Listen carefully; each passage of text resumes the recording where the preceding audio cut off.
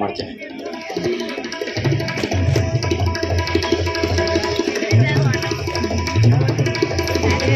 ಇವರು ಎಣ್ಣೆಗಾಣ, moringa powder, ರೊಟ್ಟಿ ಮತ್ತು ಕಸೂರಿ ಮೇಥಿ, ಚಟ್ನಿ ಪೌಡರ್ ಈ ರೀತಿ ಸುಮಾರು 24 ಲಕ್ಷದ ಒಂದು ಸಾಲವನ್ನು ಪಡೆದುಕೊಂಡಿದ್ದಾರೆ. ಅದರಲ್ಲಿ ಅವರಿಗೆ 12 ಲಕ್ಷ ಒಂದು ಸಹಾಯಧನ ಕೇಂದ್ರ ಸರ್ಕಾರ ಮತ್ತು ರಾಜ್ಯ ಸರ್ಕಾರದಿಂದ ಸಿಗಲಿದೆ.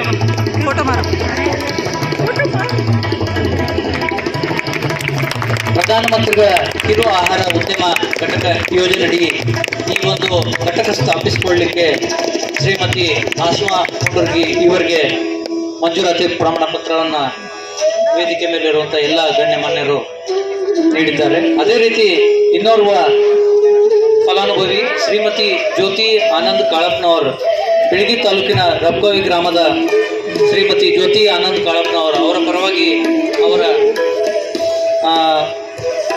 ಅವರ ಮನೆಯವರಾದ ಶ್ರೀ ಆನಂದ್ ಕಾಳಪ್ಪನವರವರು ಸಹ ಈ ಒಂದು ಮಂಜೂರಾತಿ ಪ್ರಮಾಣ ಪತ್ರವನ್ನು ಗಣ್ಯಮಾನ್ಯರಿಂದ ಪಡೆಯಬೇಕಂತ ವಿನಂತಿ ಮಾಡ್ತೇನೆ. ಅವರು ಗೋಧಿ ಹಿಟ್ಟಿನ ಘಟಕವನ್ನು ಸ್ಥಾಪಿಸಿ ಸುಮಾರು 50 ಲಕ್ಷದ ವೆಚ್ಚದಲ್ಲಿ ಒಂದು ಗೋಧಿ ಹಿಟ್ಟಿನ ಘಟಕ ಸ್ಥಾಪಿಸಿ 15 ಲಕ್ಷ ಅವರು ಸಹಾಯಧನವನ್ನು ಪಡೆದುಕೊಂಡಿರ್ತಾರೆ.